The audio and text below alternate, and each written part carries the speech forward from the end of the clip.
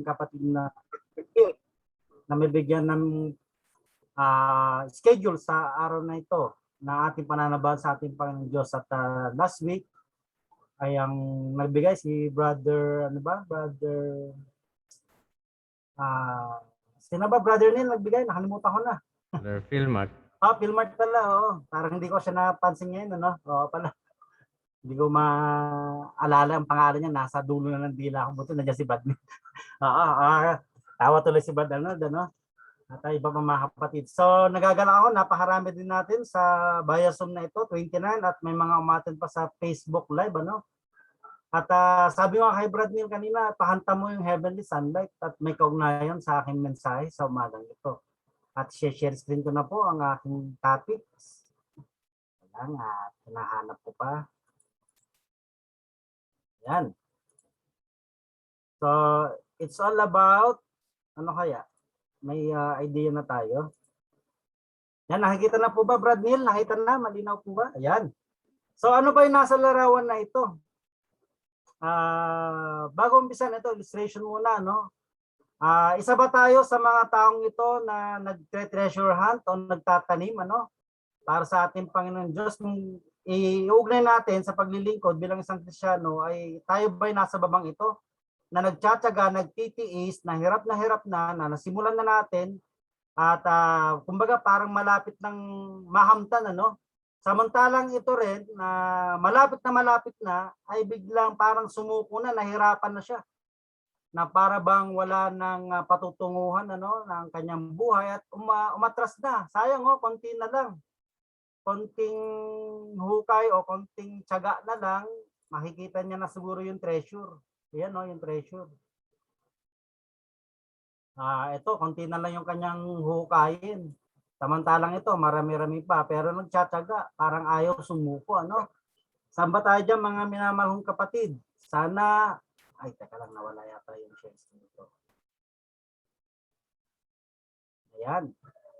So, sana tayo yung nasa baba, no? Or di naman yung mga ibang mga kapatiran natin, mga man natin sa buhay na sumuko, ano, sa pagiging buhay Kristiyano. Hindi nila nakita yung parang sa isang magsasaka na magtatanim ka. Maghihirap ka na balang araw kahampin mo yung sinasaka. Na after 6 months, palay na yan. Pwede nang maani at maging bigas yan pag binilad at magiging bigas at bebenta o kakainin at maraming imbak. So, ang aking title ay Heaven. Langit, ano? Heavenly Sunlight. Tama-tama sa pinahanta ni Brad Neil kanina. So, ano nga ba ang langit o ano ang langit? Siguro ang iba sa atin may idea na. Yung iba, wala pa rin. Pero napag-aaralan naman natin yan mga mahal kong mga kapatid, ano? Sa ating pananampalataya. According sa Wiktionary na aking na-research ay ang langit daw ay nakaangat na bahagi sa daigdig na kilala bilang himpapawid. O kung titingin tayo sa labas, yan yung mga atmosphere daw sa science terms. Tapos sabi pa niya, tirahan or tahanan ng Diyos nang lumikha sa lahat, langit. Yan ang ibig sabihin. At according sa banal na kasulatan, sabi niya, may 3 antas sa banal na kasulatan. Una, lower atmosphere, ito yung himpapawid. According sa Genesis chapter 1 verse 20, ito yung kung saan ang mga lumilipad na mga hayop ay nandyan sa lower atmosphere. At nandyan, sa kalupaan naman, nandyan naman tayo, no? So, yan daw yung first na lower atmosphere. Tapos pangalawa, yung kalawakan. Yung sa labas ng pinaglilipadan ng mga ibon, outer atmosphere, kung saan sabi sa Genesis chapter 1:17, yan yung may liwanag. Nasaan ba yung liwanag na yan? Nandiyan yung araw, ano? Mga buwan, yan. Outer atmosphere. At mas lalo sabi sa according sa 2 Corinthians chapter 12 verse 2 to 3, ito yung third heaven, yung kaitaasang langit na kung saan hindi natin nakikita yan, ano? Nandiyan ang ating Panginoong Diyos. Walang nakakaalam na namatay na, pumunta dyan at bumalik dito para sabihin ang ganda ng third heaven. Wala na po, ano? Pero according sa banal na kasulatan, may idea na tayo. Kasi sinabi ni Apostol Pablo. Sabi diyan, ang langit ay mundong likha ng Diyos. Totoo naman. God in the beginning, sabi sa Genesis chapter 1 verse 1, created the heaven and earth. Chapter 2 verse 1 din, nilikha ng Diyos. Ginawa ng Diyos ang langit. Ano? Kaya nga may langit tayo. Bago pa ang lupa. So sa first day, nilikha niya yung langit bago ang lupa na ating tinatapakan. Psalm chapter 8 verse 3, ginawa ng Panginoon Diyos o ng kanyang daliri, yung He created heaven o lahat ng mga bagay na nandito sa ating mundo. Nasaan ba ang Diyos? Trono ng Diyos. Sabi diyan, Isaiah chapter 66 verse 1, ang langit ay ang aking luklukan. Sabi niya, na sinulat ni Apostol ni Isaiah, Propeta Isaiah, na mababasa natin sa Isaiah chapter 66 verse 1, trono ng Diyos. Sabi pa, tirahan ng Diyos. Deuteronomy chapter 26 verse 15. Ano ba ang mababasa natin diyan? Tumungo ka sa iyong tahanan mula sa langit. 1 Kings chapter 8 verse 30, dinggin mo sa langit na iyong tahanang dako. Matthew chapter 6 verse 9, sabi pa diyan, yung nagdasal ng ating Panginoon si Kristo, Ama naming sumala sa langit ka. Okay? So, yan, tirahan ng Diyos ang langit. According sa ating mga nabasang teksto, Ang langit na naparam at babaguhin. Ano nga ba yan? Apocalypse chapter 21 verse 1. Nakita ko ang bagong langit at ang isang bagong lupa. So, yan mga kapatid, ang langit na naparam at babaguhin. According sa Apocalypse chapter 21 verse 1. Hebrew chapter 11 verse 16. Ano naman po ang patungkol po dyan sa langit? Nagnanasa sila ng higit na magaling na lupain ang bagong langit. Yan yung dapat nating mahamtan balang araw sa mga sumusunod na anak na naglilingkod sa ating Panginoon Diyos, ang langit, nababaguhin. Hindi yung langit na ito nakikita natin. May lugar na pupuntahan tayo balang araw, yun yung ihanda ng ating Panginoong Diyos. Sabi diyan, ang bagong langit. John chapter 14 verse 1 to 3. Ano po ang mababasa natin diyan? Napakaganda ng sinabi ng ating Panginoong Diyos. Sabi diyan, inihandang tirahan. Ano nga ba inihandang tirahan? Verse 1, huwag magulimehanan ang inyong puso. Magsisampalataya kayo sa Diyos. Magsisampalataya naman kayo sa akin. Sa bahay ng aking ama ay maraming tahanan. Kundi gayon ay sinabi ko sana sa inyo, sapagkat ako'y paroroon upang ipaghanda ko kayo ng dagong kalalagyan. Verse 3, at kung ako'y pumaroon at kayo'y may paghanda ng kalalagyan, ay muling paririto ako at ako'y tatanggapin ko sa aking sarili at kayo'y tatanggapin ko sa aking sarili upang kung saan ako naroon, kayo naman ay dumuon. Napakaganda ng sinabi ng ating Panginoon Diyos o Panginoon Jesucristo na inihandang tirahan para sa mga sumusunod o tumatalima sa Kanya. Na tayo, huwag tayong maghimagod sa ating pananampalataya at paglilingkod sa ating Panginoon Diyos. Nakatulad ng larawan kanina, napakaganda ng sinabi niya, na paparito siya, babalik siya, second coming, at ihanda niya o naihanda niya yung palaglalagyan natin. Sabi diyan, Matthew chapter 6 verse 19 to 20, ito yung lugar ng kapanatagan. Bakit? Basahin po natin ang patungkol sa Matthew chapter 6 verse 19 to 20. Ganito po ang ating mababasa. Huwag kayong mga tipon ng mga kayamanan sa lupa na dito'y sumisira ang tanga at ang kalawang at dito'y nangaghukay at ang sisipagnakaw ang mga magnanakaw. Verse 20, kundi mga tipon kayo ng mga kayamanan sa langit na do'y hindi sumisira kahit ang mga tanga, kahit ang kalawang, at do'y hindi naghukay at hindi nagsisipagnakaw ang mga magnanakaw. So napakaganda yung sinabi ng ating Panginoon Diyos o Panginoong Jesucristo, lugar ng kapanatagan to na dapat nating unahin ng tayo nabubuhay o habang tayo nabubuhay, present, kasalukuyan, At yung future ay bahala ng ating Panginoon Diyos kung tayo tatalim at susunod sa Kanya. Ano? Patuloy tayong maglilingkod sa Kanya. Sabi diyan, Romans chapter 8, verse 17, ay mababasa natin. Sabi diyan, mahalagang mana. Ano ba yung mahalagang mana na yan? Basahin po natin ng Romans chapter 8, verse 17.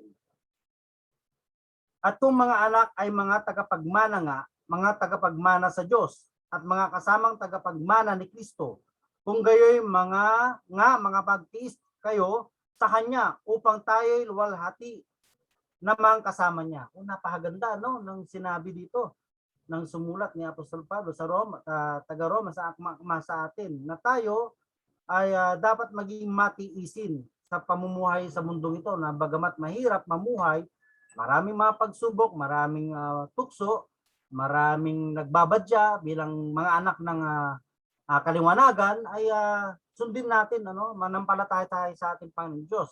Sundin natin yung mga utos niya at hindi mabigat ito, sapagkat may mahalagang mana tayong makakamtan balang araw, yung bagong langit. Ano pa? Bakit mas mabuting lugar ang langit? Napakainam talaga niyan. Sabi mo nga kay Brad Jun, ano kaya Brad Jun kung bigyan naman natin ng emphasize o pangaral yung hell? Ay, wag yata Brad, parang nakakatakot, ano? Pero mas nanaisin natin ipangaral ang langit kasi para ma-inspire tayo. Kasi pag pinangaral din naman natin yung hell, parang nakakatakot talaga, no? Na walang nanaisin gustong pumunta doon kung ating pangaral ito. Pero dapat nga talaga malaman natin ito. Pero mas maganda itong langit na pag-aralan natin kasi balang araw gusto natin tamasin nito, maganda talaga, no, ang lugar. Sabi niya, bakit mas mabuting lugar ang langit? At ito ang paliwanag according sa banal na kasulatan. Doon walang lungkot at pagtangis. Napakaganda. Kung dito sa lupa tayo tumatangis, tayo nahihirapan, ano? Doon sa langit walang lungkot. Basahin natin yung Matthew chapter 8 verse 12. Sabi diyan sa wikang Tagalog, datapwat ang mga anak ng kaharian ay pawang itatapon sa kadiliman sa labas. Diyan na nga ang pagtangis at pangangalit ng mga ngipin. So kabaligtaran, yung walang hanggan na kaparusahan, ito yung mga nagtatangis, kadiliman, ano, na hindi sumatalim at di sumusunod sa ating Panginoon Diyos, na mga gawain o paglilingkod sa kadiliman, ano. Ito yung mga pangangalit, pantangis. Dito sabi, tumatangis, nalulungkot sila dun sa parusahan. Tapos sabi pa sa 22 verse 13, ay ganito ang ating mababasa. Na magkagayon sinabi ng hari sa mga naglilingkod, gapusin nyo ang mga paa at mga kamay niya at itapon nyo siya sa kadiliman sa labas. Diyan na nga ang pagtangis at ang pangangalit ng mga ngipin. Kumbaga, sa langit, walang lungkot at pagtangis. Ano pa? Apocalypse chapter 21 verse 4. Basahin po natin. Ano pang sinasabi diyan? Verse 21 verse 4. At papahirin niya ang bawat luha sa kanilang mga mata. At hindi na magkakaroon ng kamatayan. Hindi na magkakaroon pa ng dalamhati o ng pananambitan man o ng hirap pa man. Ang mga bagay ng una ay naparam na. So napakaganda, wala nang kalungkutan diyan. Wala nang mga luha. Hindi na tayo luluha sa langit, ano? Napakainam na lugar. Nakasama pa natin ang ating Panginoon Diyos at ating mga mahal sa buhay kung nagsitalima din sa pagsunod sa ating Panginoong Diyos balang araw, ano? Sabi diyan, papahirin niya ang bawat luha sa kanyang mga mata. Next. Ano pa? Doon ay may liwanag. May liwanag doon. Basahin natin sa Matthew chapter 22 verse 13. Ganito po ang ating mababasa. Na magkagayon, ayun yung nabasa natin kanina, no? Na magkagayon sinabi ng hari sa mga naglilingkod, gapusin ninyo ang mga paa at mga kamay niya at itapon niyo sa kadiliman sa labas. Diyan na nga pagtangis sa pangangalit ng mga ngipin. Pero sabi diyan sa Apocalypse chapter 22 verse 5, at sila hindi na nangangailangan ng liwanag ng ilawan, ni ng liwanag man ng araw, sapagkat liliwanagan sila ng Panginoon Diyos. So ang ating Panginoon Diyos na nandoon sa langit ay maliwanag, liwanag, ilawan. Hindi na kailangan pa ng araw kasi maliwanag na po doon. Doon ay may liwanag, kundi kasama na natin ang ating Panginoon Diyos balang araw. Ano? Sa langit. Ano pa? Doon Diyos ang kasama araw-araw. Kung dito, mahal natin sa buhay, sa physical, pero doon, kasama na mismo natin ang ating Panginoon Diyos. Kung sa langit tayo, sure na pupunta, ano, mga mahal kong mga kapatid. Sabi diyan, verse 10, at ang diablo na dumaya sa kanila ibinulit sa dagat-dagatang apoy at asupre na kinaroroonan din naman ng hayop at ng bulang propeta at sila ipapahirapan araw at gabi magpakailanman. Sabi diyan. Pero ang ating Panginoon Diyos, kasama natin doon. Verse 21 and 3, ang Diyos na nasa luklukan ng mga tao at siya'y mananahan sa kanila. So yan po ang mababasa natin sa Apocalypse o Revelation chapter 21 verse 3. Ang Diyos ay nasa luklukan ng mga tao at siya'y mananahan sa kanila. So kasama araw-araw ang ating Panginoong Diyos. Next, ang langit ay lugar na walang pagkasira. Walang kasiraan. Matthew chapter 6 verse 20, binasa natin kanina dyan, yung kalawang at yung tangay nagsisira ng mga bagay dito sa mundo, pero sa langit ay hindi nakakasira. Sabi niya, huwag magtipon kayo ng mga kayamanan kundi magtipon kayo ng mga kayamanan sa langit, na do'y hindi sumisira kahit ang tanga, kahit ang kalawang, at do'y hindi nangaghukay, at hindi nagsisipagnakaw ang mga magnanakaw. Revelation chapter 21 verse 27, at hindi pasok doon sa anumang paraan ng anumang bagay na karumal-dumal, o siya'y gumagawa ng kasuklam-suklam at ng kasinungalingan, kundi yaon lamang na mga nakasulat sa aklat ng buhay ng Kordero. Napakaganda na sinabi dyan, ano? Na nakasulat sa libro o buhay ng Kordero. Kung nandun yung pangalan natin, balang araw, ano? Ang ganda. Lahat tayo, nandun yung pangalan natin, balang araw sa buhay, sa aklat ng buhay ng Kordero. Ay napakaganda, langit yun, ano? Ang mahirap yan pag wala tayo doon, napakasakit naman, ano? Pero dapat pagtiisan natin, mga mahal kong kapatid, na maglingkod tayo. Magtipon tayo ng kayamanan na nasa langit. Kundi yung paggawa ng mabuti, paglilingkod sa ating Panginoon Diyos, pagsunod sa kanyang mga kautusan. Next, lugar ng walang hanggang kaligayahan. Napakaganda. Kung dito sa mundo, minsan nalulungkot tayo, ano, nawawala yung kasiyahan natin. Panandalian, meron siguro kasiyahan, ano? Pero minsan nawawala din yan, may lungkot din po. Sabi sa Psalm chapter 16 verse 11, yung ituturo sa akin ang landas ng buhay, nasa iyong harapan ang kapuspusan ng kagalakan. Sa iyong kanan ay may mga kasayahang magpakailanman. So ibig sabihin magpakailanman ang kaligayahan kapag tayo ay nasa langit, puspusan ng kagalakan at wala ng kalungkutan. So napaka-inam, ano, ng mapunta sa langit. Verse 1 Corinthians chapter 2 verse 9. Datapwat gaya ng nasusulat ang mga bagay na hindi nakita ng mata at ni narinig ng tenga, ni hindi pumasok na sa puso ng tao, anumang mga bagay na inihanda ng Diyos sa kanila na nangagsisiibig sa Kanya. So napakaganda dyan, ano? Na pinaghahandaan tayo ng ating Panginoon Diyos. Kumbaga, parang ready to welcome tayo anytime kung mawala tayo sa mundong ito at mapunta tayo dyan balang araw sa nagsisiibig tayo o nagsisigawa sa ating Panginoon Diyos o pagsunod sa Kanya.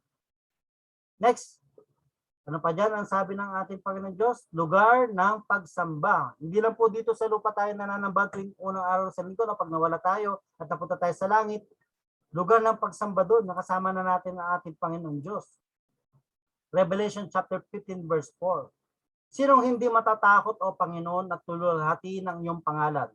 Sapagkat ikaw lamang ang banal, sapagkat ang lahat ng mga bansa ay darating at magsisisamba sa harapan mo. Sapagkat ang iyong mga matuwid na gawa ay nangaghayag. So, yan, napakaganda, no? Na lululhatiin natin ang pangalan ng ating Panginoon Diyos at hindi tayo matatakot sapagkat ang lahat ng mga bansa ay darating at magsisisamba sa harapan mo.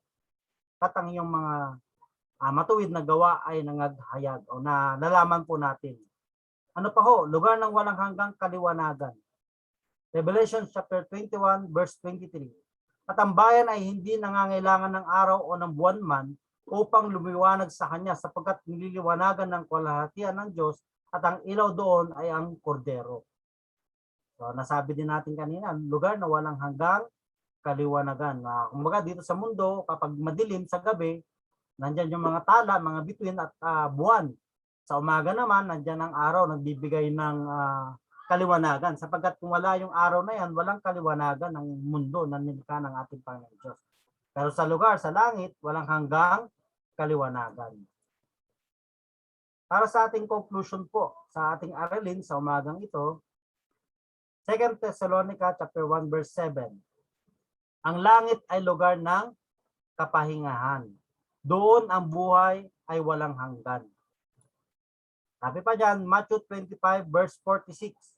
Sa mga matuwid ay sa walang hanggang buhay. So sana i-self-evaluation natin ang ating mga sarili, mga mahal kong mga kapatid, mga kaibigan, mga kapamilya, na tamasi, mahamtan natin sana balang araw o kung saan naman na tayo sa ating buhay na ito sa paglilingkod natin sa ating Panginoong Diyos. Pero bago ko wakasan ang aking mensahe, ay bibigyan ko po ng illustration sa umagang ito. Yan, nakita niyo po ba yan? Napakaganda. Isang sports car. Yung red, sabi, parang sa kita, sa patalastas. Napakaganda. Kung titingnan niyo ang sasakyan na ito, napakaganda. Isang bata ang naghahangad ng sasakyan na ito sa kanyang parating na kaarawan. Matagal niya nang hinihiling sa kanyang magulang o sa kanyang pinakamamahal na tatay. Bagamat may kaya ang kanilang pamilya, hinihiling ng batang ito, isang bata na lalaki. Gusto niya yung sports car. Sabi niya, bukang bibig niya sa kanyang ama. Daddy, gusto ko ng sports car sa aking karawan. Malapit na.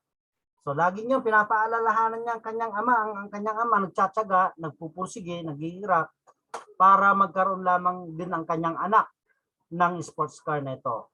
Ngayon dumating ng araw ng karawan ng batang ito o ng binatang ito. At alam niyo ba ang binigay ng kanyang ama sa batang lalaking ito? Na-expect niya na bibigay sa kanya ay susi at saka sports car. Binigyan ng kanyang ama ng Bible ng kanyang anak.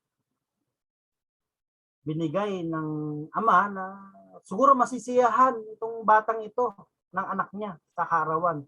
Nalungkot ang anak nito, nalungkot. Di ba? Pagkalungkot, yung kasiyahan na in-expect niya, kasiyahan, bilang nalungkot. At ang binigay ng kanyang ama na isang Biblia ay kanyang itinapon, hinagis at umalis, nagpakalayo-layo sa kanyang tahanan. Hindi niya na minahal ng kanyang ama. Lumayo. At lumipas sa maraming taon ay namatay ang kanyang ama. Pagbalik niya sa kanilang tahanan, nalungkot siya. Nakita niya yung banal na kasulatan, yung binigay na regalo ng kanyang ama. At nung tiningnan niya sa kanilang tahanan, naamis siya. Yan yung hinagis ko noon nung kaarawan ko, nung kabataan ko. Binuklat niya yung banal na kasulatan. Pag unang bukas niya, may nakasingit na susi. Susi ng sasakyan ng pangalan ay Ferrari. At sabi, may note, anak, ito ang tanggapin mo ang napakagandang regalo ko sa iyo, sa iyong kaarawan na iyong hiling. At ito ang susi ng sasakyan ng Ferrari red na nasa garahian natin o garahe. So umiyak itong binata. So sana wag tayong maging ganon sa isang bata na ina-expect natin na pupunta tayo balang araw sa langit na o na ibibigay ng ating Panginoon Diyos, hindi naman natin deserving o dapat nating sundin yung paglilingkod sa Kanya. Yung tingnan natin kung ano yung ririgalo sa atin ng ating Panginoon Diyos. Huwag tayong tumingin sa kahirapan, problema, pigati sa mundong ito, na huwag tayong maghimagod gumawa ng mabuti. Sundin ng ating Panginoon Diyos. Sayang ang ating simulan kung sa tulad ng illustration din sa pasimula na aking pagbibigay ng mensahe, yung pag-uupay natin ng kayamanan ay tuminto tayo. Sayang yung mga kapatiran natin nawala, nakilala ang ating Panginoon Diyos at hindi na bumalik pa. Tayo nawa ay yung patuloy na nag-struggle sa mundong ito, na balang araw bibigyan tayo ng regalo o deserving sa mga anak ng sumusunod sa ating Panginoon Diyos. Muli, magandang umaga at God bless sa ating mga kapatid.